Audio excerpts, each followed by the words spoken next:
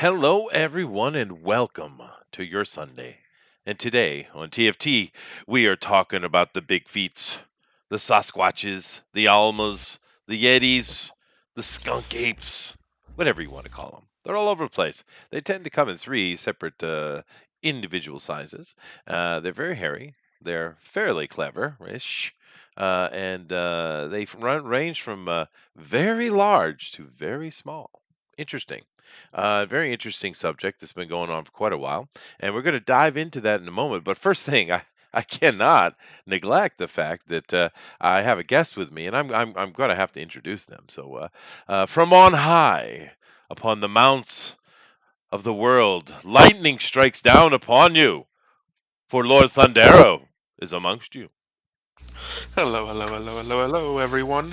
Very excited. Bigfoot is one of my favorite topics. At least it used to be. I kind of fell out of it last few years, but it's still pretty very fascinating subject. The whole idea of the wild man. It's very ancient. So hopefully we get to get into some of that.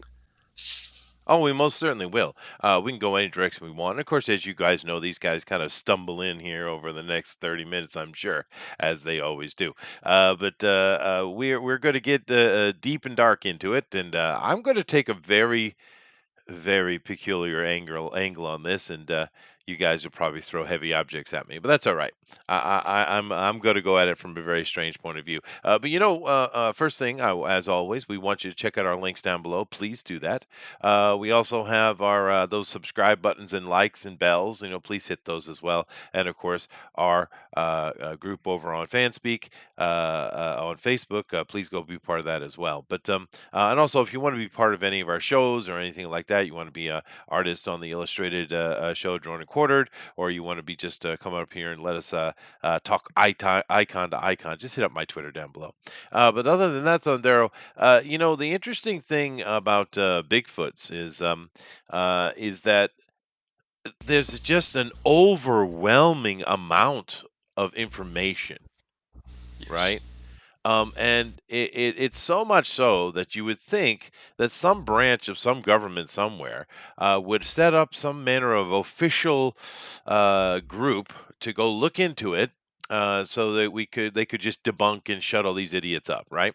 I mean, they did hmm that with psychic abilities. They've done that with all kind of things, right? The government just said, "All right, let's look into it," but they haven't set up any kind of department for that. Now, why would you think that is? It's interesting, isn't it? It's very strange that you would think, and maybe they have one, and they just have decided we don't need to know about it. But you'd think they would be studying all sorts of cryptids.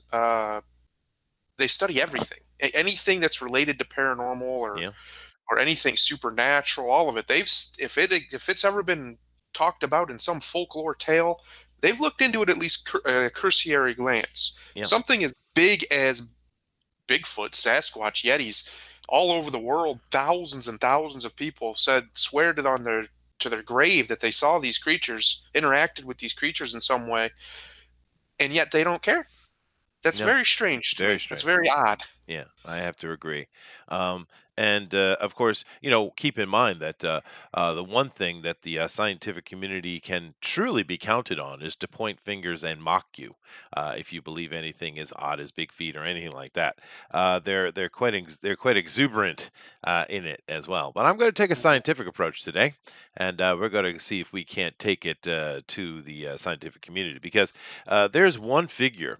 In the Bigfoot world, which I think most people don't realize he's a Bigfoot guy. We're going to get into that in a minute. But uh, you know, I do find the big feet thing very interesting. There are a lot of people. There's footprints. There's hair. They've even did DNA test on hairs that they found and found that they are not human, but not ape. It's something in between. And therefore, what is that in between? We also, these were tests done by independent people. They had to raise lots of money to get these things to be tested, and there's a community that supported that. And it's weird what they end up putting a lot of money behind. Like for instance, this is an aside, but you guys know Brexit is going to be happening here in a week or two because nearly 70% of all the British people said that's enough. They put a conservative party in charge to get Brexit done. right? But they want to have a celebration here on the day, here at the last day of January, to celebrate their, Brexit, getting out of the European Union, and they want to, of course, for British people, tolling Big Bell is a, I guess, an important thing. It's part of their culture. Do you know how much it costs to ding that damn bell once? Mm-mm. $40,000, right? Once. And if you do it 3 times in a row, well, that's 120,000. Now, I know you could give me some kind of malarkey on how you had to do all this setup and get these people there and do all this special stuff to be able to ring that bell once, but the second bell should be free. The third, fourth, fifth, sixth, right? Because you already spent that money. But no, each time you press the damn button is $40,000. Actually, it's 40,000 pounds. I do apologize. So that's more closer to $60,000. This is the type of thinking that government gives you, right? This is the type of Yes. thinking, and of course, there's communities, there's a lot of eyewitness reports and all kind of stuff. And today, I really would like to see what the chat has to say about this. We always want to know what you guys have to say. Of course, this is fan speak after all, but here on TFT, it's really a lot of fun to talk and just have a bit of a conversation about these oddball things, and Bigfoot certainly falls into that. I would say, Thundero. Oh yeah, yeah. It's an interesting topic. It's huge in especially in America. It's a huge industry of, Hmm. the culture around it, whether or not it's real or not. A lot of people seem to believe it's real, and people want to believe that it's real. Hmm. And Yeah, also, it's a yeah, huge tourist attraction. Like people, that's right. shell out for it. He's become almost a cultural icon in America and in Canada too, I would assume. So Hmm. and of course in where the Yetis are over in the Himalayas. So it's very fascinating to me that there's so much, and like I said, this has been going on for literally thousands of years. There's even stories in scripture about Esau, the very hairy man, said to be a wild man. Uh, Sounds very similar to a some form of Bigfoot like creature. Um, this goes back, I mean, all the way back, especially in the Native Americans. They had stories about the Sasquatch Oh, pretty much as long as we know, and you can't just dismiss it. That's what I'm trying to get at. It's no, you it's real can't. easy just to dismiss it as it's nonsense. What if it's real? Why haven't we found it? Da da da da da da. Da. And the reason you can't do that is because literally every year they find species they thought have been extinct, sometimes for 40 years, sometimes for millions of years. They thought they were gone, and then they just find them. They're, oh yeah, those still exist. So with all of our advanced technology, our ability to literally map the entire planet, we can still be surprised by what hides out in the wildlands. Well, that's an interesting point you make. And to help you out a little bit with that list you were putting together, of course, we also have, maybe in my mind, the most famous, Enkidu, who was, of course, Tonto to Gilgamesh, right? Yes. And he was a Sasquatch. I mean, you go read it. He was a Sasquatch. But yet, the interesting thing you say about that scientific understanding and how much. Let me pose a question to you and to the chat. What percentage of arable land? Now, I understand the tundra and the desert. We're kind of taking this out of the equation a bit. But you take those, lands which not much anything lives on, and you take the arable land of Earth. What percentage of that land would you say that mankind has surveyed, has walked upon, has seen with its own eyes, and is cataloged? What would you say? Hmm. I honestly don't know. It's hard for me to estimate, to be honest with you. Well, come on, we're Depends how you modern part. men. We've gone to the moon. We Yes, drive around in Corvettes. I yes. mean, come on now. It's said we know more about outer space than we do our own oceans. Hmm. Um, because it's just so vast. Like we have a hard time in our heads, especially nowadays, because it's so easy to get everywhere compared to what it used to be. We have a hard time in our heads realizing how massive the planet is. Yeah, The vastness of even America is unbelievable. yeah, You can't even fathom it really without yeah. actually going and seeing it. I've been to just about every state in the union. It is unbelievable how big this country is. People just don't have they just don't have that in them. They see, what they see through their TV or what they hear from other people. But if you haven't actually gone out and experienced the actual scale, of just America alone, which has the best arable land on the planet, um, you just don't get it when people start telling you things like, well, yeah, of course they don't know that it's huge. There's Mhm. huge, vast swaths of this country that are completely uninhabited. It's true, and yet global warming. But I'll give you the number. We have a number, and it's an estimated number. It's probably lower than this actually, but we'll give you the high end number. 47%. Yeah, that's what I thought. Yeah, Probably in the 40s, 50s. that is the percentage of arable land on this planet, which is basically all our land, that Hmm. people have, documented and walked upon and put out. That's now I know that's shocking because for a modern person, that's like, no way, we know everything. We don't. We really No, don't. Right? we don't. And We're and not even that's close. very important to our conversation because when we're talking about big feats and stuff like that, the big thing comes up is how could they not have known it? We've seen and done everything. There's no way they could hide. Well, first of all, they're not hiding. We have people that have recorded their sounds. We have photographs of them. There are video. There have been footprints found. There are hairs found, and all those people say, "Oh, people faked them." Well, yeah, and those are easy to tell they were faked. There's a majority of them are not fakeable because the human stride doesn't work that way. You would have to build some big old rig to make it faked, and then of course you would Mhm. see the marking of the rig, right? Yeah. Yeah, this is a very important thing to understand, and it's also important to understand that mankind loves to think that it is the be all end all of everything. And we are in some ways and we aren't in other ways. And this takes a little bit of humility to get into understanding Bigfoot. And I think there's a lot more to Bigfoot than than what is put out because you know what I never hear anyone talk about with Bigfoot Thundero. What is it? Right. There's a lot of theories. Some insist that it's just some form of bear. Some insist that it's some Okay. form of, which the bear thing is silly to me, but that's, some people argue to the blue in the face. No, they're just seeing a bear on its hind legs. Some people Bare feet are insist that very distinctive. I I even know know. what a barefoot looks like. Some will insist that it's all people just wanting attention. They misconstrued a deer that they heard and they thought it was something else. Or, and of course, other people say that it's some form of great ape that we just don't haven't discovered yet, which is very possible Mhm, because the what we everybody can most people consider a gorilla. When you think of a gorilla, mhm. that image that's in your head, we didn't officially discover until 1902.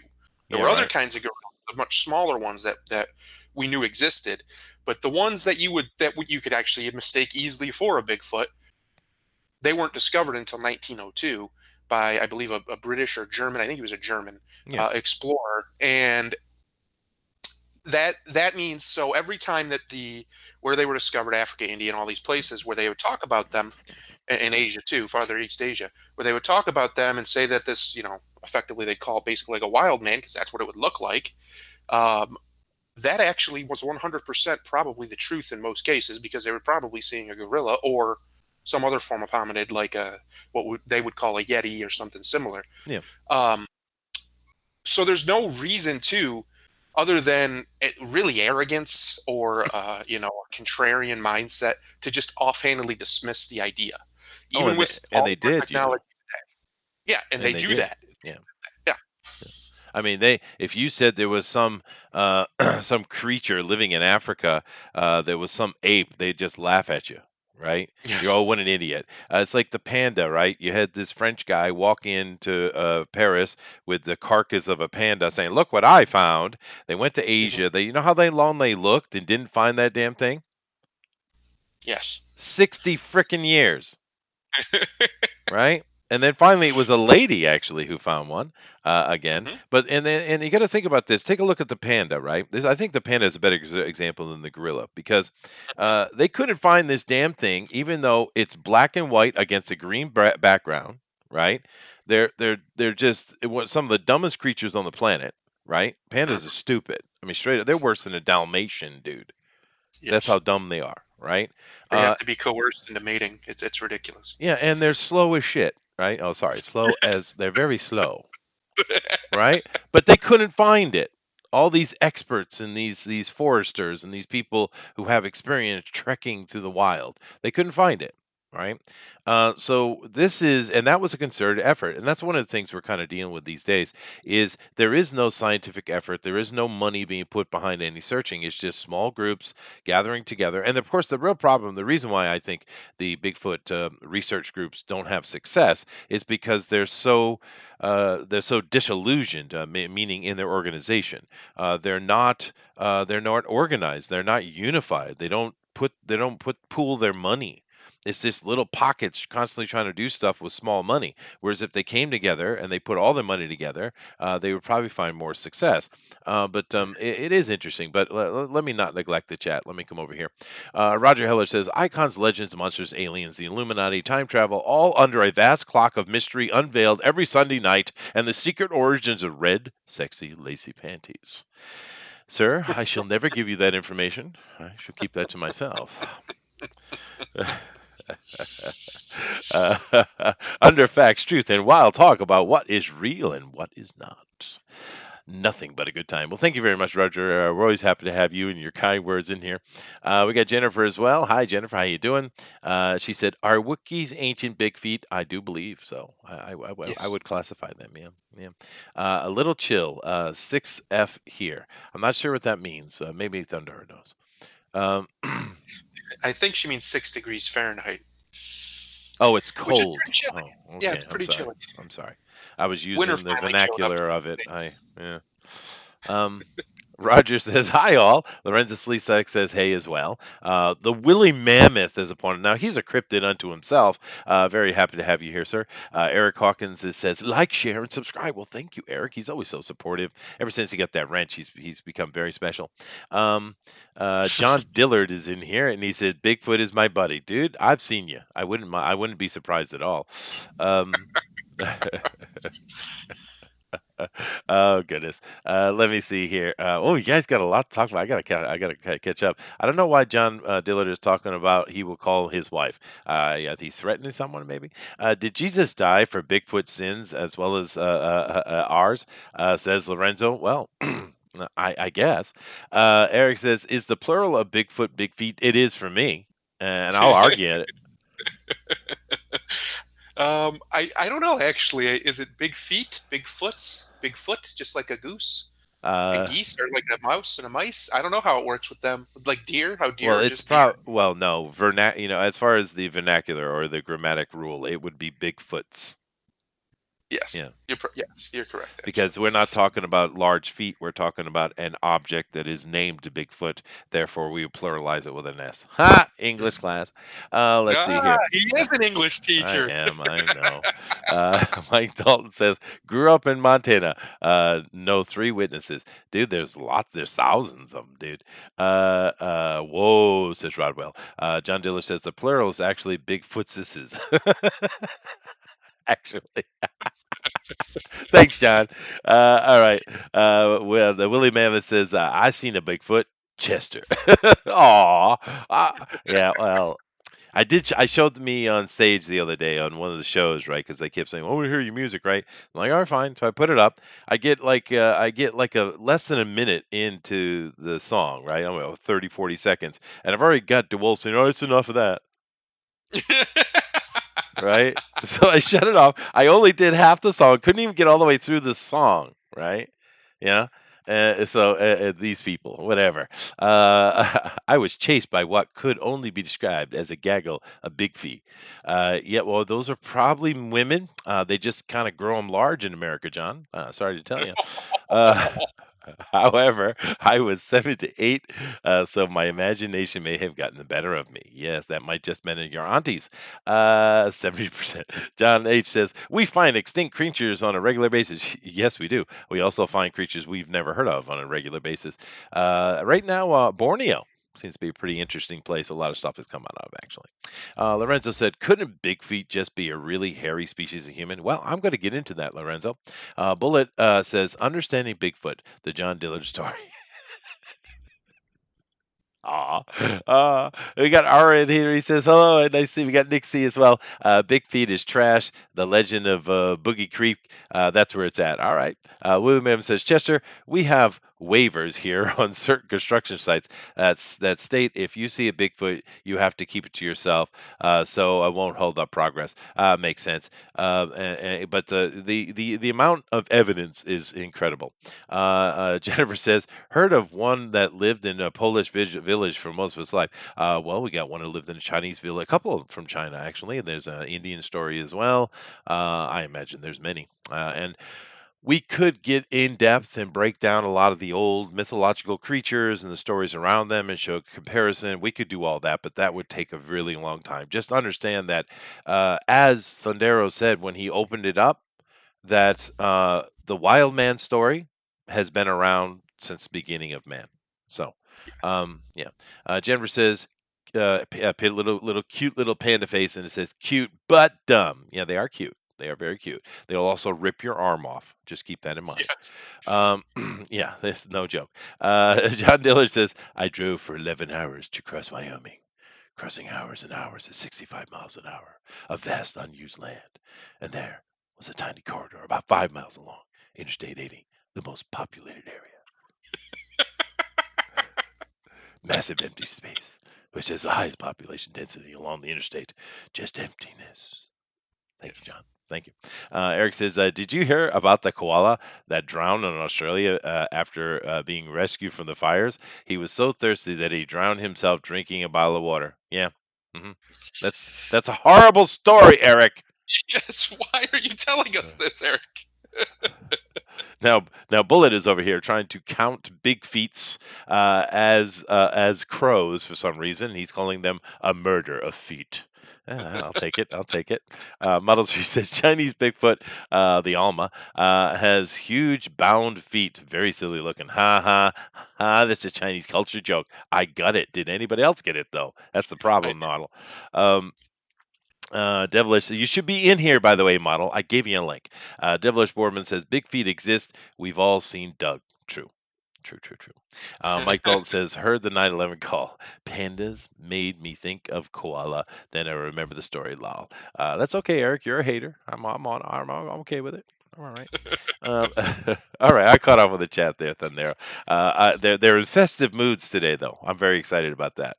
That's pretty Good. cool. Yeah. That's kind of one of the good things about Bigfoot is it's such a neutral thing. There's no I don't think there's too much malevolence behind it or anything like that. I think it's just a really cool mystery that has literally been with humanity since humanity can remember. Some people would say that a lot of it is us, it's some sort of instinctual genetic memory type deal from when humans and Neanderthals still existed together, and maybe that's what Mhm. our brains are putting together when we see weird things in the forests. The problem with that theory is we have lots of videos of these weird things that people see.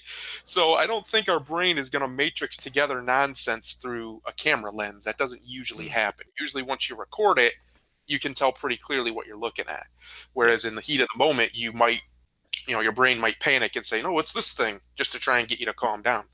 But I do think that I don't want to go too deep into the long history. I want to stay mostly with the American Bigfoot, but the long history, it's there. It's been there. It's been with every single culture that's lived, that's mattered really since the dawn of time, has had a similar story of the wild man, a very hairy, hmm large, powerful man. Some could talk, some couldn't talk. Some were very peaceful and would live along the villagers, and some in the villages, according to the legends. Some could even have children with Oh yeah. human women, all sorts of stuff. It He goes has the back all bones the of way. those unions, by the way. Yes, it goes back a long way. Some have made that it could be these could be offshoots of Nephilim. These could be offshoot of the Neanderthal. These could be all sorts of different things. But the point is there is a lot of lore with Oh yeah. this particular creature. So much so that it's almost silly to just think that it's just an illusion or delusion by a whole bunch of people. A hallucination, a grand multi-generational, multi-millennium hallucination that all of humanity seems to be having at Mm. once. Well, It's very strange. Well, that's a fair point you make, and let me give you an example. and This is an example of the Hollywoodification of things. See how I put that word together? That was pretty good, huh? Word, I like it. Yeah, thank you, thank you. Let me ask you a question. Describe a troll for me. Oh, well, it's kind of you're asking the wrong guy. I've been playing a lot of Witcher lately, and in that N- they look like big rock monsters, most of them. So, a troll usually is in Hollywood anyway, is yes, often either a very large creature that's dumb or a very small, not very small, but like a smaller, stocky creature that, takes children and eats them or something like yeah, that. Other than that, it just depends. But it really depends. It's such a ambiguous definition or term, really, hmm that throughout all different forms of fantasy media, it's been all different things. yeah. Like you go to like the Warcraft universe, and they're usually very tall, elf-like, like primitive-looking elves, Green basically. things, yeah. Yeah, and green things. They're not hairy or whatever. But then you go to another universe, and they're very hairy creatures. Or you go to and they're very short or short and wide. You go to one universe and they're just stupid, basic, just brutes that don't have any ability to think. Go to another universe and they're, you know, just like everybody else, but just look different. Yeah. Now that's interesting, right? Because he just laid out this complete lack of understanding of what a troll is supposed to look like. No one has a clear understanding of what a troll should look like. Whereas if I asked you this question, what does a dvergar look like, or as you would call it, a dwarf, Oh yeah, little short people with long and beards, long and they and beards? they and they speak a weird like Nordic accent hmm type hmm language. They live underground, right? They like to Yeah, make they live stuff. underground in mountains. They're craftsmen. Yes. Now, why is the Vergar so clear, but the troll isn't? Because they're both clearly described. And let me give you a little thing that might give you a little bit of a step back here. The troll is a taller than human, hairy creature that is of less than human understanding. Right? Hmm. Okay. Uh, a dwarf is a human-sized, black-skinned creature that does not live underground. Matter of fact, they live in hot areas, often with sand. Hmm. Now, how What? did Where'd you that get that happen? I got that straight from the Eddas, dude. Now, here's the from? thing. If Oh, you want, now I would never use it this way because it's too much fun to use the nine realms in the fantastical way we use them because it's fun, right? Asgard and Niflheim and Alfarheim and Svartalfarheim and Muspelheim and all that kind of stuff. It's a lot of fun. But actually, if you go and read it and you just look at it practically, all they're doing is talking about their area from Scandinavia down to northern Africa and to the east, maybe to a little bit into Russia, all the way over to Spain. That's it. Those nine realms are simply the way that they segmented up their world. And the Zvergar of living down in for them, they were just the black Africans. That's what they called the black Africans. Now that's no fun though. I get that, and I do apologize, but that's basically what they were describing. Just the people, the different peoples around them, anyway. But if you look at the description, the Dvergar or the dwarf is nothing as we use it, nothing even close to what we use it, and yet the troll is hardly ever represented as it's described either, right? But if you look at the description of the troll, whereas many of the other creatures in Norse mythology, you can easily find a natural analog to it, right? Some things some things are used as an analogy or used to express concepts and stuff. Oh, I get that. Of course, all cultures do that. But the troll is a natural creature. That's how it's described. So they're talking about this tall, hairy man that's not super smart, but they live along them. They're a bit dangerous, so watch out, stay away from them, leave them be, right? right. So, I mean, what is it? It sounds to me like they're describing a big feet,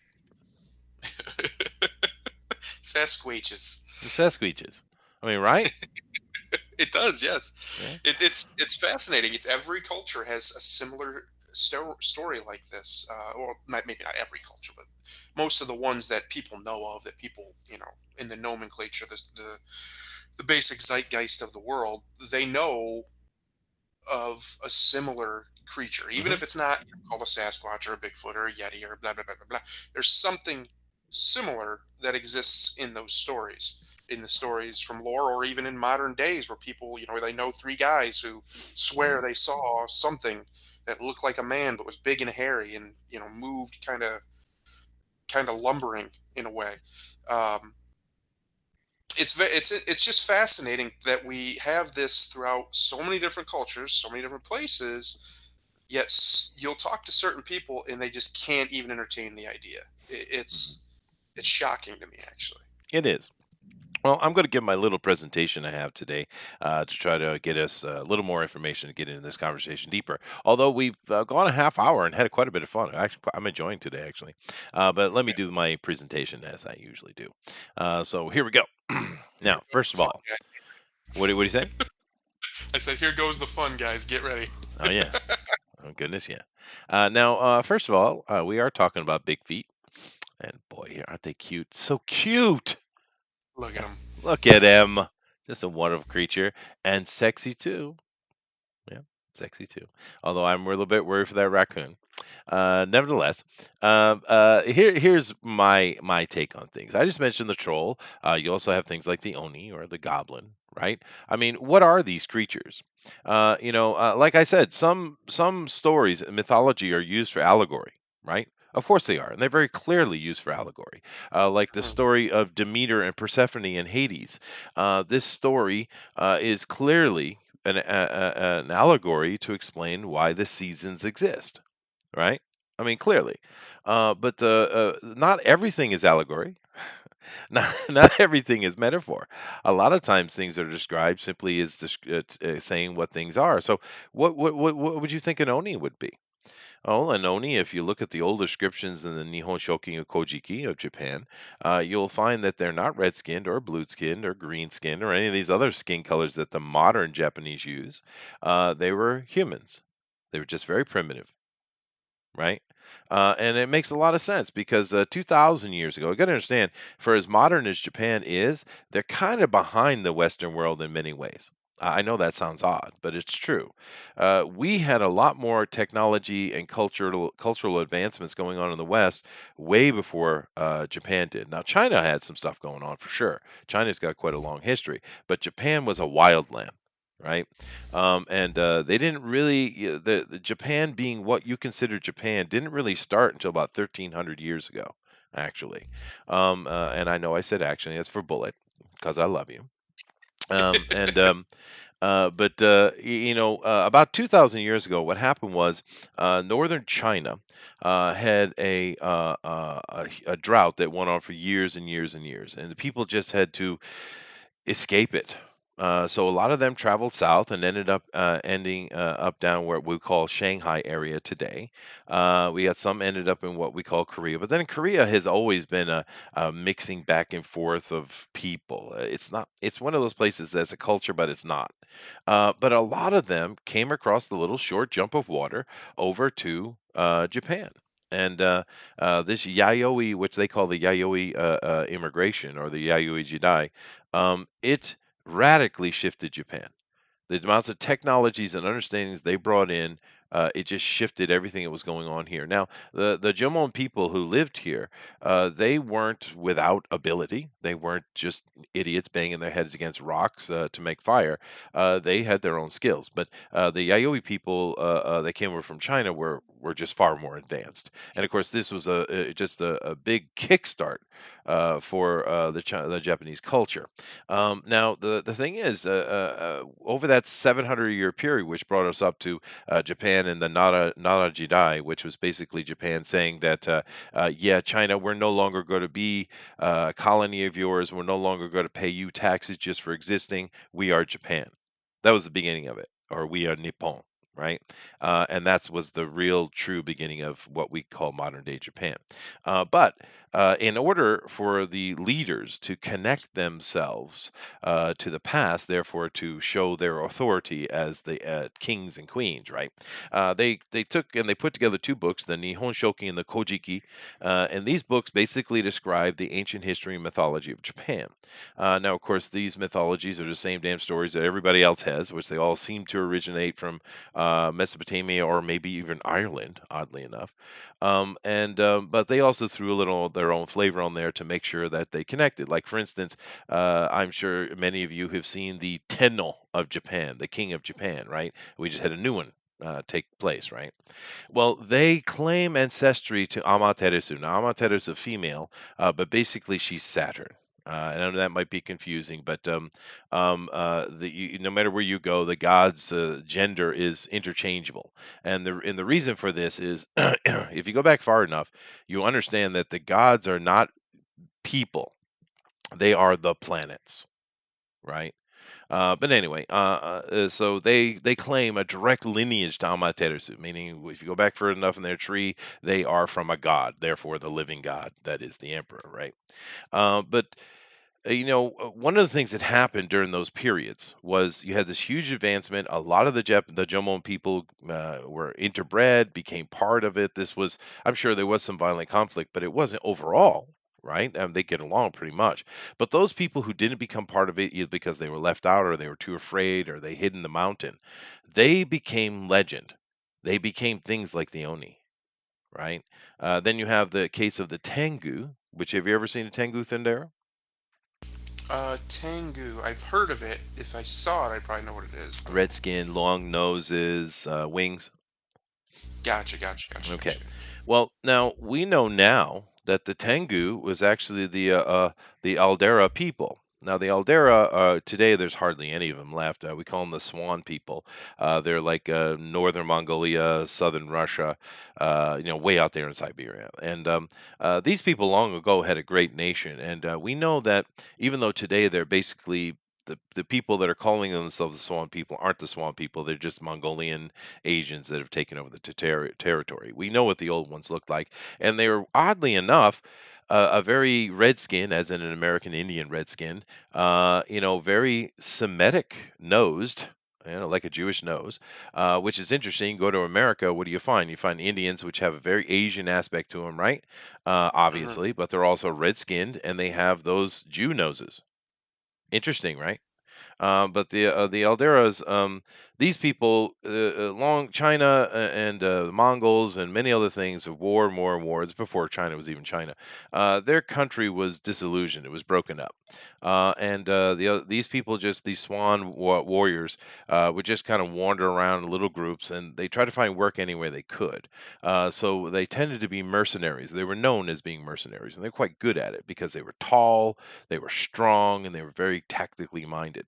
Yeah, anyway, we know that the Tengu is actually just a swan warrior, right? And of course, if you read the story of the Tengu, a lot of manga guys just use them as these kind of monster. But if you read the stories, they were teachers. They were the teacher, the military teachers of princes and stuff like that. That's not a monster, right? And If you understand how they dressed and everything about them, you get why the Tengu looks like it did. It did. It has that high nose, which the Jews and the Roman nose type of thing, right? So that's why the nose is so long. They were certainly red tinged, just like the natives are. So that's why they're red skinned. They were very tall. They were very powerful. They were very tactical. But where do the wings come from? Well, we still have a remnant of the Swan people's culture left in the world today, in actually, of all places, Poland, because some of them did because their kingdom was broken up and they migrated, they left, and some went east. Excuse me, went west. And of course, it's the Hussar. What do the Hussars wear on their back, Thundero? They wear very large wings. In Yes, fact, there's they a great do. song by the band called Sabaton Mm, called "The Winged Hussars." It's a that- great song, that's or right. "When the Winged Hussars Arrive," something like that. It's a great song. Go listen to it. It'll get your blood pumping. Anyway, Yeah. So I mean, it's cool, right? So there you go. There's where your Tengu came from. So mythology is is an interesting thing. There's always a kernel of truth to there, and if you dig and you look and you try to find evidence, you usually can figure out exactly what's happening, right? Now, the thing I brought up with this feat right here is kind of interesting, and maybe Thundera has some opinion on this, but I want to show you comparison here for a very, very simple reason. On the left, we have a Neanderthal prints, a couple of them, and on the right, we have Big Feet's prints. So now I don't know why we would have big feets. That's just redundant. But Thundero, look at these two. Do you see anything similar? Many things, in fact. Let's see. Yeah, I would say they're very, very similar. Very, very, very, very, Uh, very similar. Like identical. yeah, Because yeah. I was uh, actually looking for differences, yeah, there aren't. but I don't see many. Uh, so here's the thing with it is, and I'm going to start this off by, and I'm going to come back over the chat here in a minute. I'm going to let Thundero, he can throw stones at me if he'd like. But here's the thing, um, humans, we are supposedly a primate, right? That's what everyone tells you. You're a primate. But I'm going to take some time today, and I'm going to try to prove to you that you're not a primate at all. Okay, and let's start with the feet, since that seems to be the big thing we seem to find from them is their footprints. Our feet are horribly inefficient. They just are. They're not strong feet. They're not really made. We wobble left to right. We don't. Our feet are just not very efficient, and therefore, during our lifetime, our feet tend to break down. Right, our ankles, our ridges will drop, arches will drop. I mean, all kind of. We have horrible feet, guys. It's unfortunate. As sexy as you might think your feet are, they're not very good feet.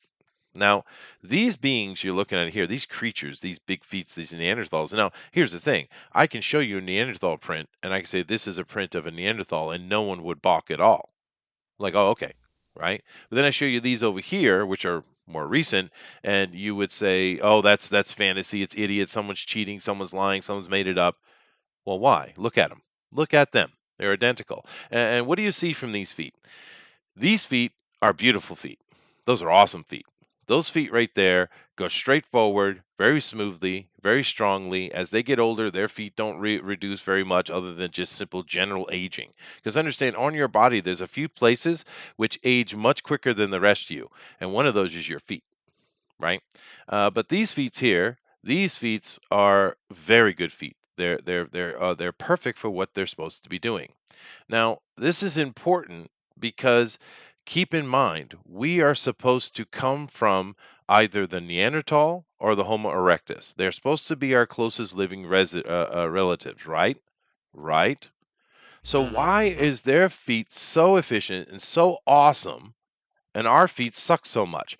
Why are we a lesser version of what we are supposed to be an advancement on? Right? I mean, fair question, right? Fair question. Yes. I use this one here. Now, I could have put up showing you chest cavities. I could have put you up showing humeruses and teeth and skull, cranial deformations and cranial formations. I could have shown all kind of different stuff to explain to you that the difference between a Neanderthal and a Homo sapien is ridiculously huge. We are not the same. We are not similar. Our feet are worse. Our chest cavities are different. Neanderthal, we don't know about their herring and stuff, but we know that their bones, their structure is basically like a gorilla or a chimpanzee. It's what they would have looked like.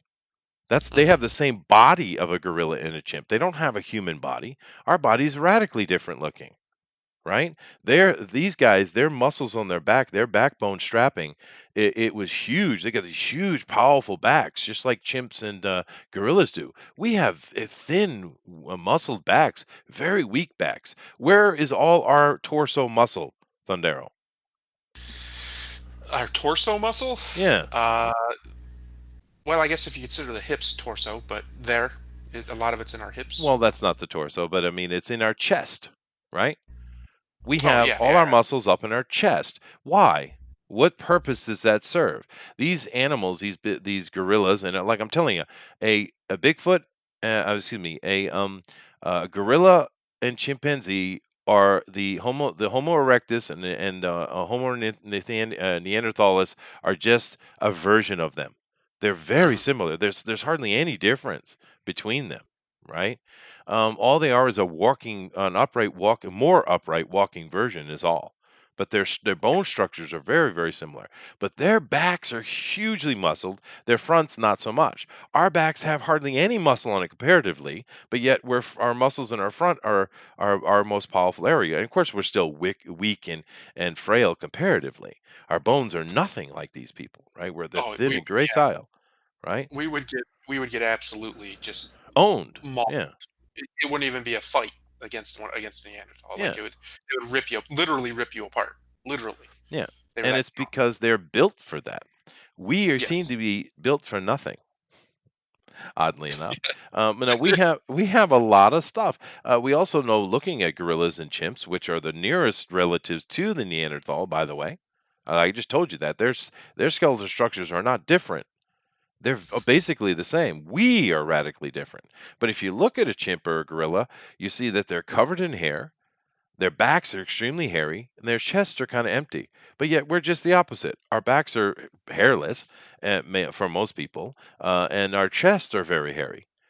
We also have other things, like, for instance, with most animals, including the chimp, and I would say the big feets, because I think they're just what we call the remnants of Neanderthal and Homo erectus, is what I think these big feet are. I just think that Mhm. what's left of it. They're not as smart enough, but they're not dumb. They're chimp gorilla level smart, and they know how to hide, right? And protect themselves from these dangerous things that walk down the lowlands, right? But uh, that's where I'm going with it. But the thing with humans, if I took a knife and I went up to a gorilla or a chimp and I cut it, and now first of all, don't do that. That's pretty mean. We don't want to do that. Very dangerous. You It's better be and it's very very bad. dangerous, and you got to pick a fight that you don't want to pick. But what's going to happen with that wound? Do you think, Thundero? I just cut the chimp. I cut him across. I cut him across his arm. Ah! What do you think's going to happen with that cut? I would assume it's going to eventually heal. I Yeah, would and hope. how would it heal? You lost me. Where are you going with that? It would suture itself, right?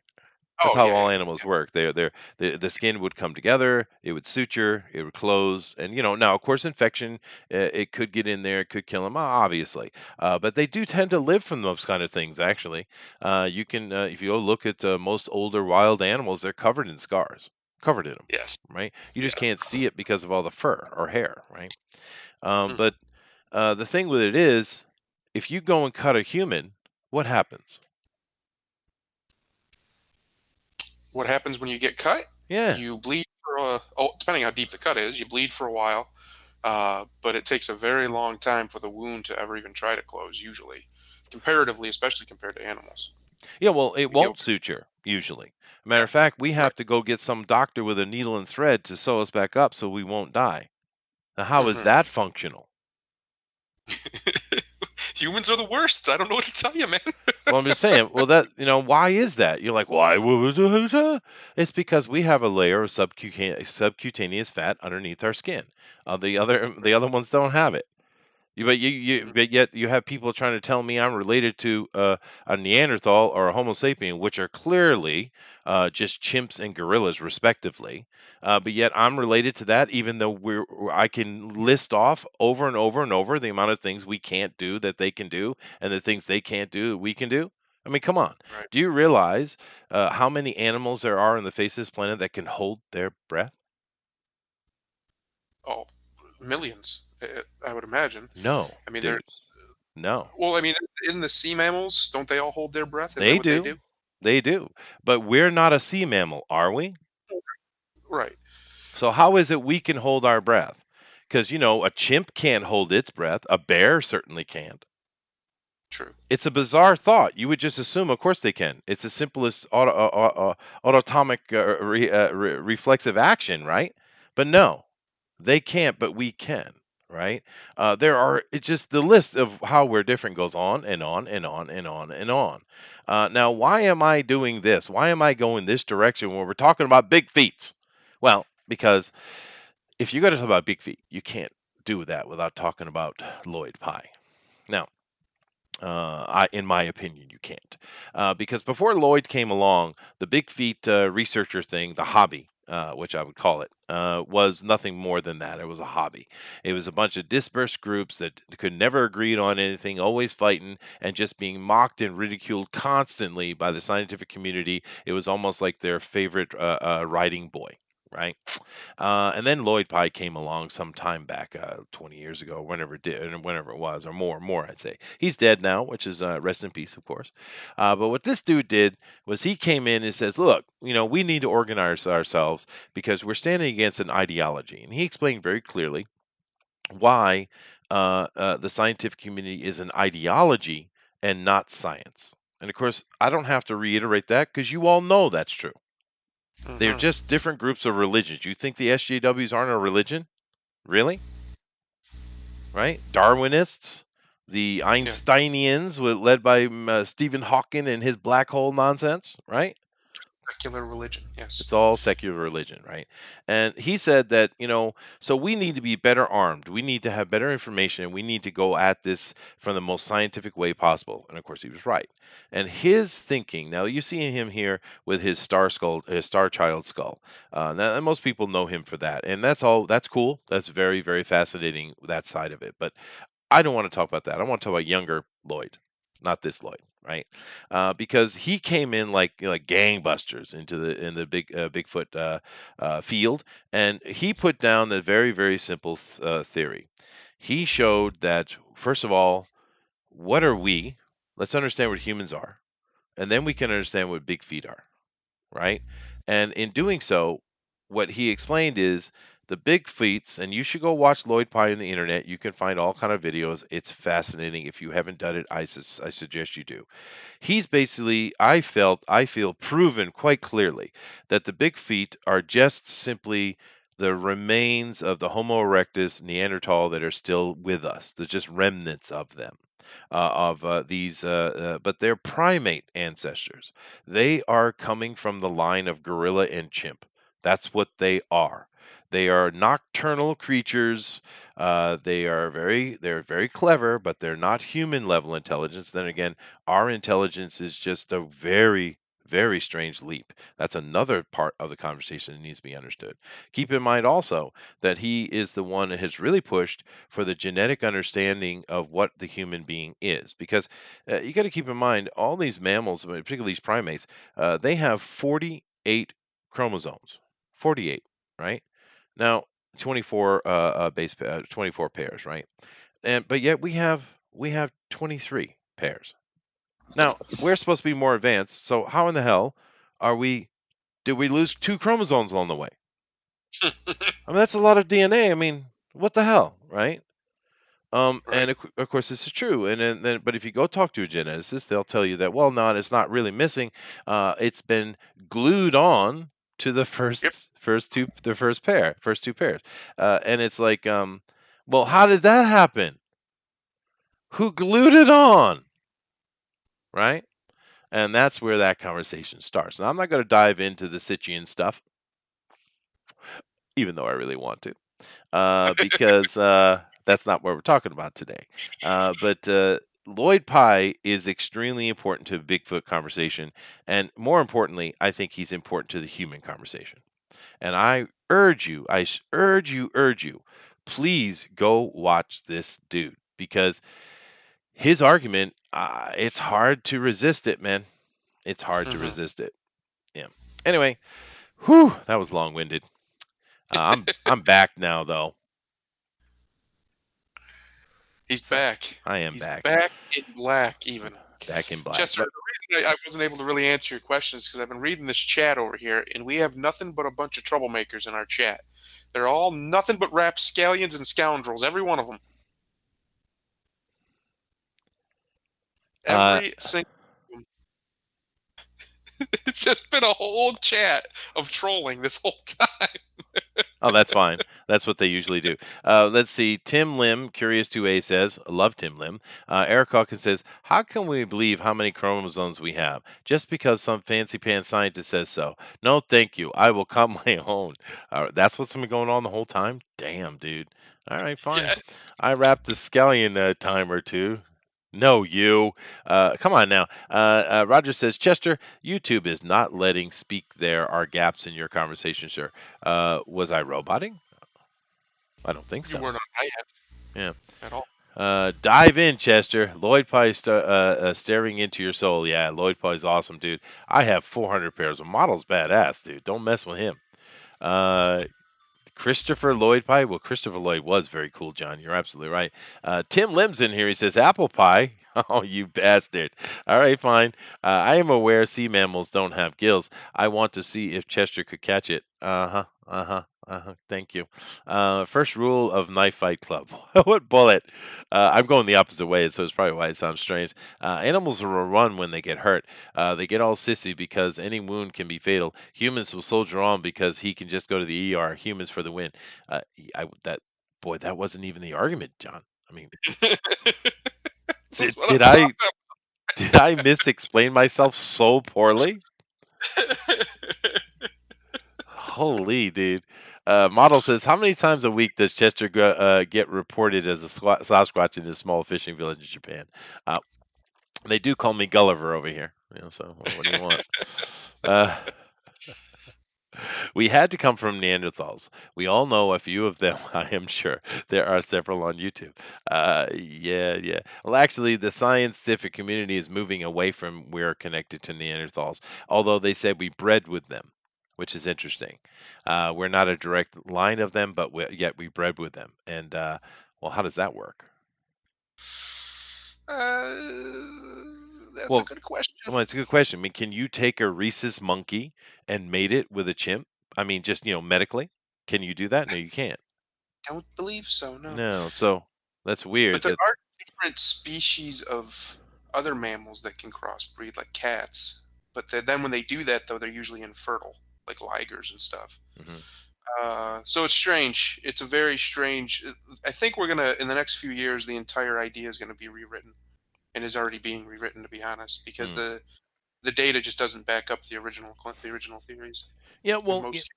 yeah, and that's true. And another thing that comes into this conversation, and it's very interesting that you have to, if you look at the human side of things, it helps you understand what this Bigfoot phenomenon might be. I really think it clears it up because if you think of a Bigfoot as simply being a greater ape that still exists in the world in places we haven't found them, and keep in mind, it wasn't that long ago that the gorilla and the panda and the red panda and those other things like that were these myths, and if you mention it, science would laugh and mock at you, right? Mhm. It wasn't that long ago, right? And I just think they're great apes that have yet to be fully classified by science. I think that's it. Yeah. But on the other side of the human conversation, how about this point right here? Humanity has over 4,000 defects in its genome, right? 4,000. Now, other animals don't have these things in their genome. You want to know why? Because they die, Yeah, exactly. right?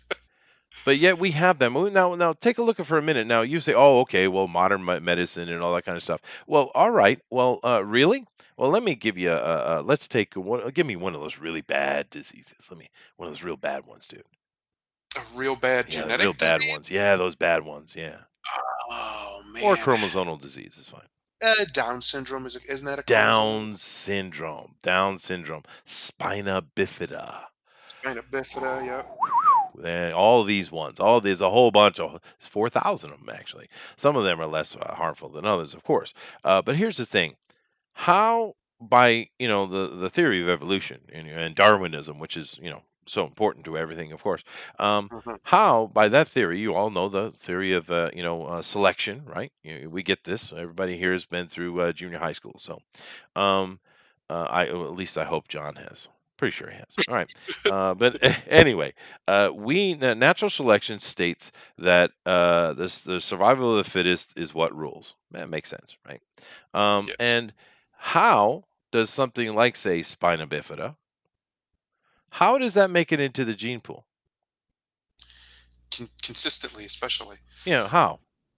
Right? Because that means that someone with spina bifida, which very rarely live to the point of sexual maturity, by the way, right? Mhm. That means that enough of them in our past have survived, made babies, and continued on that genetic thing.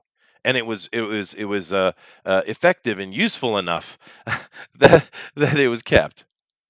Really? Yes. So what this, of course, this is nonsense. It's complete nonsense. So what this means is the only way for these kind of diseases to actually be in our genome is that they were there from the moment we were created. It's the Yeah. smoking gun, dude. Is exactly what it is. Because the Yeah. only way for them to be there is if it was there from inception. But how is that possible? Well, Well, especially considering the prevailing theory is, we slowly evolved from some form of Neanderthal mixed with some other ape that doesn't exist anymore that became us or something to the effect, right? yeah, but even then we So, would be like all the other natural animals and weed out. We wouldn't have all these troubles that are in us because it would never be part of us. well, look like great example of what you're talking about is sharks. From what we understand, their immune system is significantly more advanced than ours to the point where they don't even really get most diseases that we get. um, like they can't, like not even variants of them. That some diseases are only for humans, but other animals have different variants of basically the same thing. Um, Yet sharks seem to be immune to basically everything. So, and they live an incredibly long time, especially great whites. I think they just found one that was over 200 years old recently. Yeah. So, how have they effectively evolved to the point where that stuff doesn't affect them anymore? Yet supposedly us, the superior and supreme creature on the planet, we still are crushed by it constantly. Like we have all kinds of genetic abnormalities, diseases, defects, Weirdness. Yeah. and even viruses that don't affect sharks in the way that they do us. Affect, cripple us every year. Thousands of people die from them and literally are crippled by them. It doesn't seem to hold water that we've been evolving. If we have, we're way behind the curve compared to many other animals. It seems Mhm. like, even though we're really smart, that's the only thing we really have on them. Yeah. Uh, it's strange. It's like all of our evolutionary power went into our brain, and the rest of us, the rest of it Yeah, didn't just matter. kind of went to hell. And this Yeah. is why with Lloyd Pye, which the guy I mentioned, and I really like Lloyd. He was a really cool guy. I love the way he speaks. I love his thinking. Um, and what he found himself up against a wall, Thundero, Mhm. because here he was trying to understand what Bigfoot was. It led him down these, therefore, if I'm going to argue with a scientist, well, then I need to be educated, right? So he educated himself on it, and the deeper he got into that education, the more he started running into this wall of the human problem, not the Bigfoot problem, right? And he didn't understand how this could be. How could we seemingly be a genetically domesticated creature?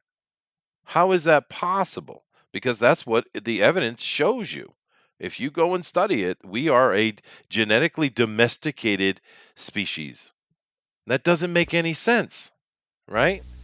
But yet, that's what it says. And that is when he found Zachariah Sitchin. And Sitchin's, of course, just simple translations I shouldn't say he found Sitchin, he found the Sumerian stories, Right. because the Sumerian stories, just like the Vedas in India and all the other old stories, they're extremely science fictiony. And whereas you might have the Christian story of Adam and Eve, and God laying him down and taking forth a rib, created a companion for him. If you look at the older version, it's talking about test tubes and genetic manipulation. Right. Mm. And if you think about how messed up the human body is and how kind of useless we are, really, and you were thinking that, well, okay, someone came here, they took some hominid that was walking around, maybe Homo erectus, maybe Neanderthal, right? And genetically modified it to be a better slave, right? Mhm. And it would explain a lot of things. It would explain why we don't seem to be native to the damn planet, right? Because we don't function well on this planet. How long can you stand in the sun? Well, me as a white guy, not very long. Yeah, even the black people can't, dude. They got to get Right. cover themselves up. They got to get out of the sun. But yet animals are up on the sun all day, right? Yes. We just can't. We're not built for this planet, and in so many ways. And we're so bizarre thing. We're bizarre. You think an aardvark is weird? We are weird, Hmm. right? And and those old stories, we were created to be slaves. And of course, if you're making a slave, what do you care if there's a bunch of defects? You just do it quickly, get it done. They didn't take time, they didn't take care to make you.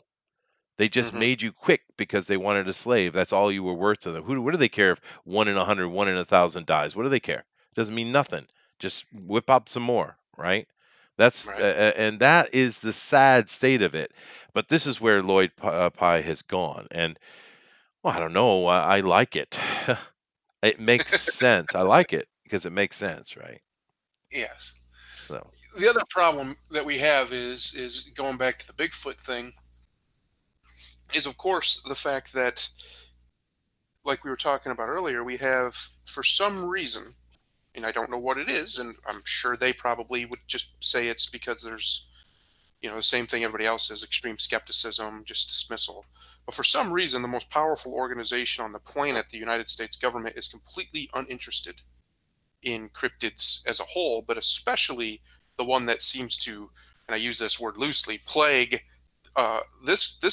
this particular continent in this country, which is the Sasquatch. mhm, Yeah, but for some reason they have no interest in it, and that is very weird to me, and it tickles my tinfoil funny bone that I got there, that says if they're not interested in something that's that prevalent, they already know what it is.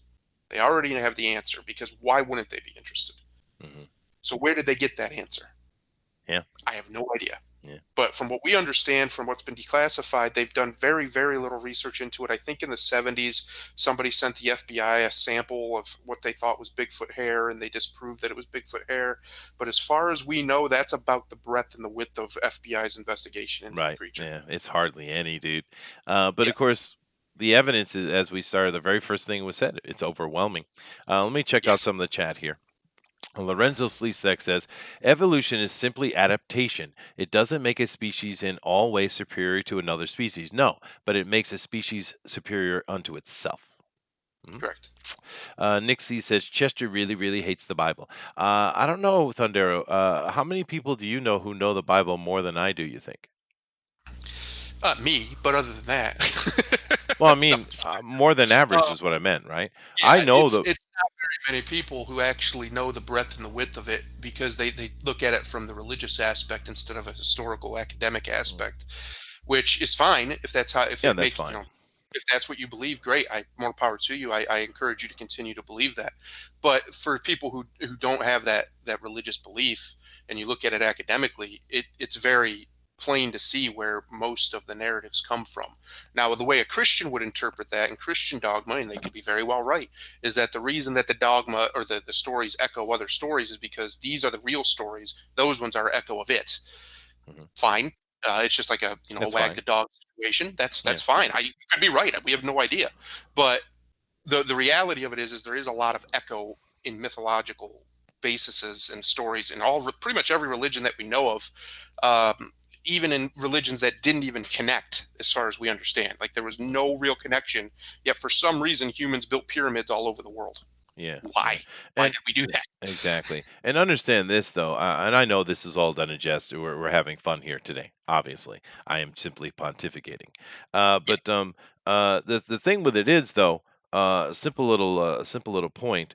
Um, uh, for me, there's a huge difference between a bureaucracy and the faithful, Hmm. right?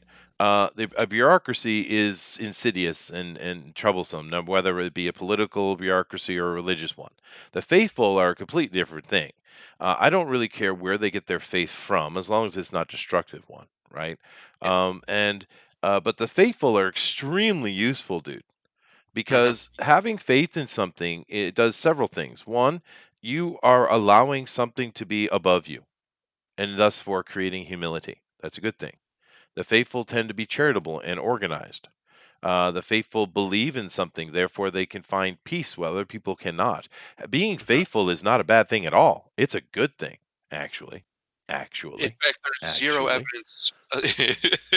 There's zero evidence to suggest outside of ridiculous anti-theistic nonsense of faith being anything but a bonus to a human being. Yeah, no, Uh, I agree 100%, dude. it seems to be that the people who have a complete lack of it, generally, very academically minded people, are often very miserable. They're just Yeah, miserable human beings to that's be true. around and miserable in their day-to-day lives, yet the faithful seem to have a joy Hmm. that comes from the other world, if you will. Yeah. Plus, as Chester was saying, charity, the most charitable people on the planet are Christians. It's Oh, not even by it's far. not even close. By far. It's not even, it's a joke how uncharitable other religions are in comparison to Christianity.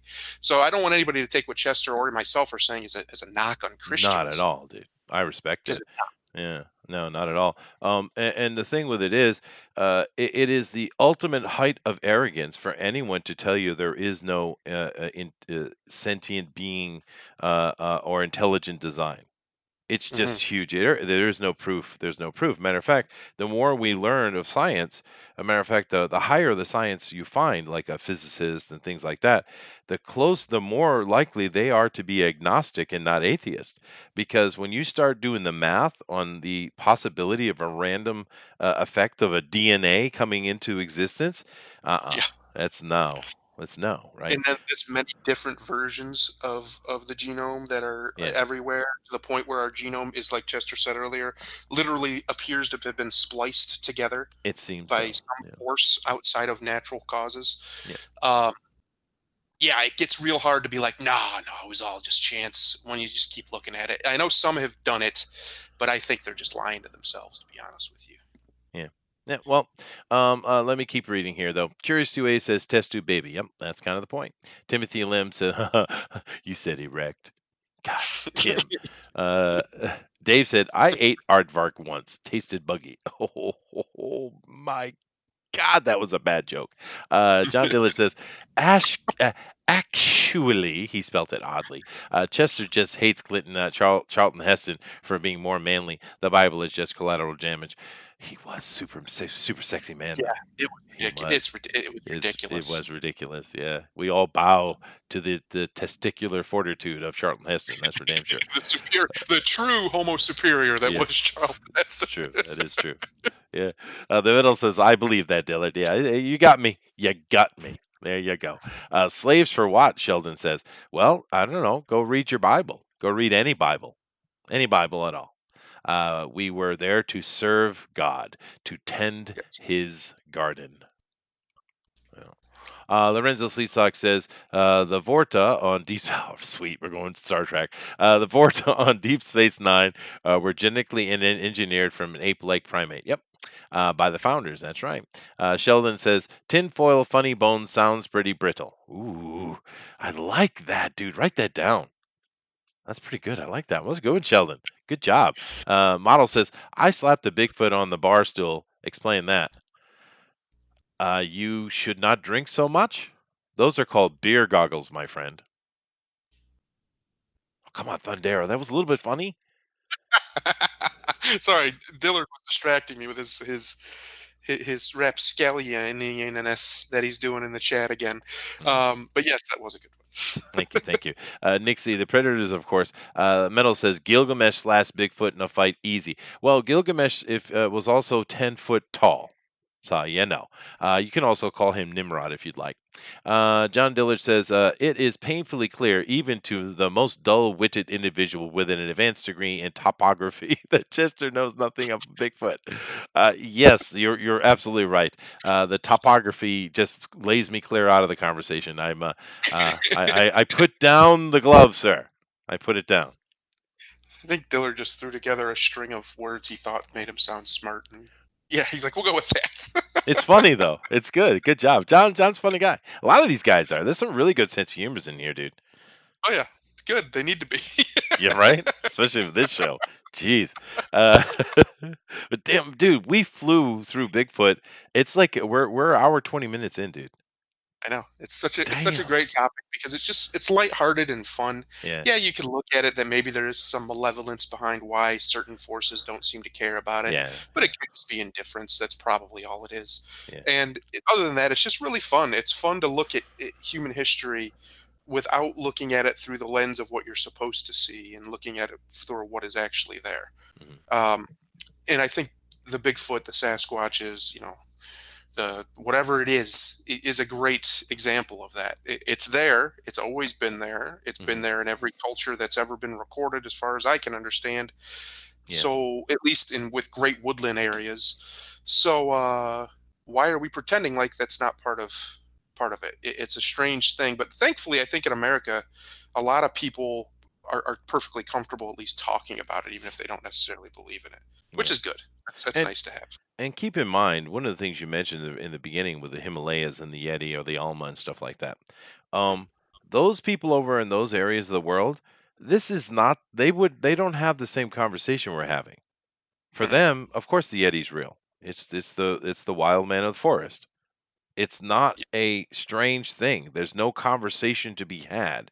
Matter of fact, it's best to stay away from them. They tend to stay away from you, but if you get too close, they can be quite violent and dangerous. That is how they approach it.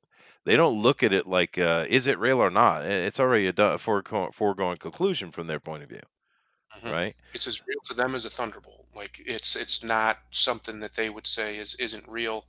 To them, it's out there. You're unlikely to run into it, but if you do, avoid it if you can because it's dangerous. So it's like a wildfire. It's Yeah. unlikely, especially over there, but it can happen. So stay away from it. Yeah. Now, I don't know about you, Thunder, or the rest. I'd like to know what you guys in the chat think. But when I was a kid, I was raised. My my family's basically Creole. My dad's family, so they live in that kind of more closer to nature type of life than the most city people. Now, that's nothing to compare just a couple hundred years ago. Not even a couple hundred years ago, 150 years ago. Nothing compared. But they do live a more nature-based life than the average American would. So I was raised with all those kind of skills like hunting and little things, how to make a fire, how to Mhm. make some manner of cordage when you're out in woods. Where would you get string from or rope? How would you make it? I mean, just little things, how to seal yourself away with water, how to keep water out of stuff. I mean, just little teeny things. I learned a lot of these skills. And of course, I hardly ever use them. I have my practical experiences from my childhood, so which is basically non-existent, et cetera, et cetera. And of course, I know more about those things than I don't know a huge percentage of Americans and Europeans, right? Because we don't live that. We play video games and watch TV and we have smartphones. We don't know these things. So, and I am not an expert. 150 years ago, they would look at me as like some stupid child, right? Right? No, right? Yes. Yes, So absolutely. and yet you're surprised that we don't know what's living in the forest right 100 yards away from you? Of course you don't. You Hmm. never go into it. When's the last time you walked into a forest? Yeah. That wasn't a park with predefined paths and Well, I'm just things. saying, right? Right? I mean, because so we're way out of touch. And what Thunder has been pushing on is the fact that they've always been here. We always knew about it. And of course, if you go back just the cowboy stories, they talk about these kind of things all the time, dude. Hmm. Right? And you even have Lewis and Clark have a mention of a strange they what they called an ape, by the way, Yes. right? So whatever. It's yeah, I don't think we can say there isn't such a thing. And seeing all the evidence, I'd say that they're real. So therefore, if they are real, then what are they? Well, I say they're a form of primate. Especially when you look at their feet and you look at the way that they look exactly like Neanderthal feet, dude. Exactly. Therefore, I'd say it's kind of a remnant, is what I would think. That's probably if and I'll throw that olive branch if it exists at all. That's what it is. It's nothing else other than just a lost primate that we just haven't fully discovered yet. Yeah, Probably because it's one of these rare things that a species that keeps its population very low. So it's hard to track down. There are species that do that. They don't. they don't breed like humans do, where we're everywhere. Mhm. Some species do keep their populations low, whether it's from environmental reasons or just an innate instinct that they just don't overbreed, especially if they don't have a predator. In this case, I guess we would be their predator. Mm. But other than that, so it very well could be. It could just be some ape that we have never actually fully documented and tracked down. The absence of evidence is not evidence of absence. So just Sure. because we don't have a corpse or 50,000 documented images of it, which we probably have close to that now actually, Yeah. um, doesn't mean it doesn't exist. It just means we haven't found it yet. Well, let me address that then, if I may. You know, creating a fossil is a near impossible thing to do. This is why there's so few of them, right? Hmm. You have to have a perfect condition for a fossil to be created, right? And one of the worst places you can find to make a fossil is in the forest. Yes. That is not conducive to that at all. What you need is something that is on the edge of a biome, something that allows things to be covered in mud very quickly, or it's very difficult to do. If you have a forest living creature, finding any bones at all. I mean, have any of you ever walked through the woods? I mean, at least a little bit. Do you see No. deer bones here or there? Do you see No. them? But they die all the time, Right. right? You Uh, see deer, for crying out loud. You know how many times hunters go out in the woods and we know deer are there. They're right there somewhere, but you never see one for. I mean, we have to yeah. come up with all these baits and all these other things to Mhm. attract them, That's right. and they're in the millions, the tens of millions in America especially, and yet you'll go out and hunt and you not see anything. Not see It just doesn't anything, happen. yeah. That's true. And keep in mind, if these primates are equal to a gorilla or chimpanzee, it's going to be very difficult to find them anyway because they don't want to be found. Yes. Let's take this possibility. What if they are a Neanderthal, which is what they seem to be, or a type of hominid? Well, then maybe they're a bit smarter because we know Neanderthals use tools. Now we see gorillas more so than chimps, but we see gorillas and even chimps using tools today. We see them use tools, and but yet a Neanderthal is more advanced use of tools. So if you have a creature that's even smarter than a gorilla and a chimp, and it doesn't want to be found, good luck, right? Yes. There's also, in fact, speaking on the intelligence of chimps and how advanced they're seemingly becoming right before our eyes, they've found now, I think it's in East Africa, they found a group of chimps that seem to have a religion. They literally they have this specific sacred tree, is what we would call it, where they keep these rocks in it. And one chimp, who appears to be the leader of the chimps Mhm. of that local His chimp name group, is Caesar. his name is Caesar. He goes and takes that rock out. He holds the rock up in the air and screams to the heavens for a while, and then he throws it at the tree. And then he picks the rock back up and puts it back in the tree. Why in God's name a chimp would be doing this? No one knows, but it looks like a religious ceremony. And that's how intelligent chimps are. They can actually put together some form of weird ritualistic ceremony. Um, I have no idea what they expect to get out of this, just to appease their tree gods, I guess. I don't know. Or maybe it's the rock gods. But the fact is these animals, these creatures are incredibly intelligent. And there's even, I mean, I, this thing, if this thing is out there, if it is a Neanderthal, it's going to be even smarter than that. It's going to be even smarter than a chimp. It's going to be very close to a human, at least a really, really dumb one. So it would be, if it didn't want to be found, and think about it, if it's been with us this whole time, well, we obviously have never been friendly to it. I mean, people would probably kill it if it came walking into town. They wouldn't know what that is. They'd be Shoot, terrified. I'd kill Booster if I saw him on site. So it probably has learned, like pretty much all animals have learned, especially the wild and the dominant kind, just stay away from people as much as you can. Just stay as far away from humans as you can. So if it was smart enough, it could easily be concealing itself. It, that's not even out of the realm of possibility. Octopus are smart enough to conceal themselves. They Oh have yeah, very a lot clever of animal. built-in abilities to do that, but they also will just literally hide behind rocks. They'll take rocks and put them over top of themselves so you don't see them. Um, there's no telling what an ape-like creature or an ape creature with intelligence close to a human being could actually do if it had the idea to stay hidden. Plus, the places that usually it's spotted are very wild places still, like Pacific Northwest, big mountains, big trees, giant forests, very easy to hide in, very easy to get lost in.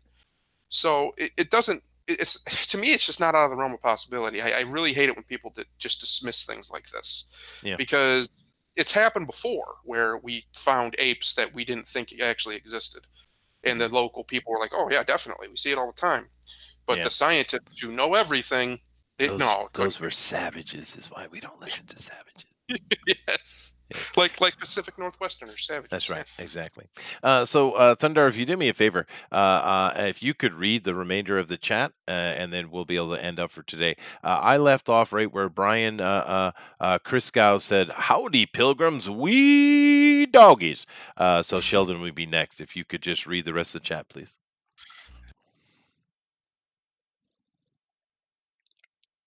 Sheldon Martin. Do Neanderthals I really? muted myself. I muted myself. I'm sorry. Do Neanderthals or any of the other two-legged hominid primate whatevers have unspliced looking genomes? I don't know. No. I know humans for some reason seem to be unique in this, Yeah. with our genome being We all are. weird. Well, no, we also have cheetahs, which are clearly domesticated creatures. They're clones of each other. Wheat, most of the foods you have are, of course, that's a whole nother conversation how we even got to that. But I'm not going to get into that now. But no, they don't. They have 48 pairs, just like they should. I Yes. mean, 48 chromosomes with 24 pairs, just like they should. They should, yeah. Because we've Brian completely says, mapped the Neanderthal genome, by the way, if you didn't know that. yes. Brian says, I hope you fellas covered the old dude who carved wooden squat shoes and ran around the woods to try and bring in a flood of squatchers. We I, did, kinda, yeah, yeah. yeah, Yeah, there have been many people who have faked it, including the what was considered the most famous print in America from America. That was actually faked. He admitted on his deathbed, or his kids admitted after he died, that it was a fake. But there have been many, many, many, many, many, many others since then. mhm. So even if one guy did fake it, it doesn't mean the others are fake. Well, Um, it was good he did that actually, because it's very easy. Because what it did was is saying, okay, well, if these are fake, then they're all fake, and then you had to go and look and see why this isn't a fake, right? And in proving that, what they did was they understood. They started studying the feet prints, what kind of foot made this print, what is the morphology of that foot, and also what is the morphology of the stride. And once that's been all laid out, we know very clearly what is real and what's not, because a mhm. human, no matter how tall, cannot make the actual stride and weight proper weight proportion that these prints should have. So it's actually a very good thing that he did that. Oddly, Serendipitous. serendipity. Triple Yeah, M says in the Philippines, 100% of people believe in ghosts. For example, there is no skepticism. Is it really 100%? That's amazing. But yeah, yeah, there's a lot of places. It's skepticism like that is largely a Western or Indo-European, you would say, actually, thing. The Far East, and a lot of things, they have no skepticism about, especially government. It seems like they're just not skeptical about these things yep, like Westerners are. Model says there is tons of evidence for intelligence design. yeah. There are. Don't give me that what about Canada nonsense. Well, I mean, even God has bad days, Model. It's He okay. does. He does. Brian says, I think the current theory is that the Neanderthals were actually absorbed by humans via crossbreeding. He That's was right. answering Sheldon. That's right. Yes. Metal, I like to go surviving camping. It's fun to live off the land. Brian, is it Christgau? Is that how you pronounce that? I wish I could I go would say camping. Christgau, but Christgau. I don't know. I wish I could go camping, but I'm too much of a wussy. I need my electricity and indoor plumbing. Yeah, that's most people. Yeah. I haven't been camping in years, but I used to love it. Model says, at the end of the day, does anyone really know what feet are? No, no, we have no. I It's a know that mystery. they're not sexual objects, you freaking deviants. Sheldon Martin. Well, but model, they are leg hands. I mean, obviously, Sheldon just straight answered you. Yeah, I don't know why Sheldon's you're being awesome, dude. He's on it. different. Let's see. Dillard would like to know before leaving, giving your best guess, if Bigfoot exists, where would be the best place to find this lost soul, if one was so inclined to find him? Oh, to find actual Bigfoot, the Sasquatch, the North American variety, probably the Pacific Northwest. There's a lot of sightings in Pennsylvania for some reason too. Probably because it's a similar, similar topography. So that actually does make sense now that I think about it. Yeah, and they're very North common in Carolina has a lot Southeast Asia as too. well. Yeah, Yes, and understand that you might be saying, "Well, that's just the orangutan." Well, no, they have two separate words, right? yes. Yeah, It's two different words two because it's different two different things. things. Yeah. All right, Nick C said 50,000 blurry photos. Yeah, a lot of them are really blurry, but Mhm. a lot of that can be explained away by you don't expect to see them, so you're like, "Holy crap!" and you take it real Yep. quick, and that's a blurry Not photo. in the past 5 or 6 years or so, dude. There's been some really good photos come out, actually. In Yeah. fact, there's a very good video that was from 2015 that a guy took in North Carolina. He and his dog were walking down the road, and he saw this big, dark, man-looking figure off the side of the road in a field, and his dog goes running after it. Not knowing what it is, he calls his dog back, and then it's all shaky. It's a little shaky, but the guy's terrified. His dog just ran after this big thing, and then he runs up the hill, and he turned it into the news. They played it on the news down there. I just saw that when I was researching this. I saw the video of it. It's if it's fake, it's he did some work. They did a very good job of faking it. Mm. And that, Uh, that brings up a whole 'nother conversation, which I don't think we can do a show on it yet because it's in the process, but they have got to the point that they've basically all nearly crossed the uncanny valley, and I think there are certain elements that we've crossed it, and they mhm, have found a way to completely and ultimately mimic your voice to the point that it would fool an expert. mhm, Coming up in the next decades, you're going to the separation of line between reality and fiction is going to be completely and utterly blurred and subterfuged away or obfuscated away completely. mhm.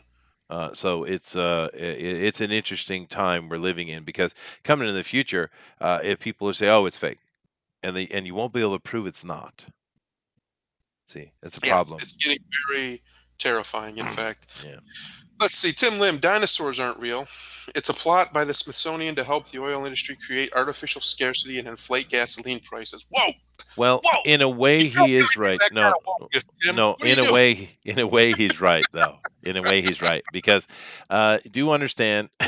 All of you think that gasoline comes from fossil fuel. They even call it fossil fuel, but it's Mhm, nonsense. The fuel correct. comes way, way below the fossil layer, way below it. Yes. Yeah, Yes. Yeah, there's literally no evidence to call. There's nothing. There's yeah, no that's reason. Rockefeller and those guys. They did that. Yeah, Yeah. they did that for a very specific reason, so they could control it. Let's see, what do we got? Dillard, Tim Lim, my Jurassic Park T-shirt says otherwise. Sure. My rabbits have a ceremony. They sacrifice cuddles for head pets and food. That's also Tim. Let's see. Yes, Bullet, rocks for the rock god. The chimps would love you, my friend. Eric Hawkins, did you just what? Did you just do a Bigfoot TFT and not talk about the Patterson film? We did actually. We Uh, actually did do. Well, we kind of glossed over a lot of that kind of stuff, like Crenshaw and the Pattersons and stuff. But we mentioned it in the fact that there is evidence. Of course, we're not getting into the detail of every little bit of evidence because, as far as I'm concerned, I don't know about Thundera, but as far as I'm concerned, the evidence is overwhelming that there is some form of primate moving around multiple sections of this planet Mhm, living and existing. It's very clear. That's why I didn't spend time just going on it. But of course, the Patterson film is very important, and many of these other stories, like the story of the guy, I think he's just what the old man Crenshaw is, where he was abducted by them for a while and before he could escape. I think that's the one that Ryan is talking about. There are tons and tons and tons of examples that you can't dismiss these people. You can't mhm, simply say, "Oh, well, it's nonsense." There are thousands of them, pictures, firsthand accounts, foot castings, hair has been found. You have people now, I would call Bigfoot whisperers. They go into the woods at night and sometimes in the twilight, and they will do video where they just sit quietly and they'll make whistle noises or various noises, and they'll carry on kind of this whistle conversation with a Bigfoot. mhm. That's where we've come to. And yet you're Yes. going to tell me that Bigfoot are there isn't something to this. Obviously, there is. That's why I didn't really cover it so detailed because, from my point of view, it's more important of what they are. And to understand what they are, we need to understand what we are because there's a Hmm. relationship. So, Yes. there you go. I actually just linked that link there goes to an article that has that video I was talking about from the guy in North Carolina. If anybody wants to check it out, it look if it could be fake, sure, it always could be fake. That's always an option, especially nowadays. But if not, it looks exactly like how Bigfoots are described. Hmm. It looks exactly like how they're supposed to move because it does start moving. So one of the best fakes I've ever seen. It's not a super clear video. It is a little blurry, but that's because the guy's running because his dog is about to go run after the thing. So he's a little scared. Tim Lim says no dinosaur display at the Smithsonian is real. They are all labeled as replicas. They claim that the real fossils are too radioactive to be on display. That Uh-huh. is ridiculous, but And are okay. fragile. Tim, it sounds to me like you missed the TFT. You're 2 weeks off because we did a dinosaur show and we talked about all this. Man, it would have been nice to have you in. You should definitely keep in contact. We'd love to have you on TFT. You came on the Walt Disney one. It was great having you on. Did a great job. That's one of my favorite TFTs we ever did, actually. But Mhm. we covered all this with the dinosaur stuff, and he's 100% right. It's very fascinating, actually. Alrighty, that's pretty much it. Except Tim decided to tell us that it Bigfoot cannot possibly be real because we have no semen samples. So This is true. Well, sorry, guys, I debunked. think Tim should volunteer to collect it. Get yourself a little hairy suit, make sure the butt's Oh, showing just enough, and go out there and shake it. You have your rabbits, so you can kind of study them and understand the primal urges, and yeah, have at it. It is too bad Doug didn't come here. It would have been great to have Doug on, yeah. But he's a busy man, guys. You got to keep that in mind. yes, he is making comic books. He is doing what he said he would do. Tim says, "I will. I'll drive down to Boogie Creek tomorrow." Sweet dude. Sweet. Tim's on it. He's an actual doctor, so he's on that, man. Watch out. You got a That scientist is right. involved now. Huh? Exactly right. Look at this. We have a very well trained doctor man, and he's on board. He's Yeah. all on board with it. Yeah. Yeah. Cool. All right, guys. Well, now that was fun. That's an hour and a half, hour and 40 minutes. Damn. Just flew by. That was a ton of fun. I knew it would be. Big feet are just a great conversation. And too bad DeWolf isn't here to yell at me and say Chester always talks about Mesopotamia. Yeah, yeah, yeah, yeah. Well, bite me, DeWolf. It's just the cradle of civilization. It can't be Yeah, important. I don't know yeah, why no, he's. no, no. Everything comes back to it. Everything. Right? But nevertheless, guys, it was a lot of fun. Do keep in mind that this week is our new scheduled week. So tomorrow we got, of course, our normal California show, Comics News Today. Tuesday, we have Bugbear's Basement, which we're continuing the Moonshay campaign, which is a lot of fun. On Wednesday, we're doing Fan Speak. Fan Speak is now on Wednesday. I think it'll be a better spot for it, and we're going to have fun, and hopefully, we're going to have a guest.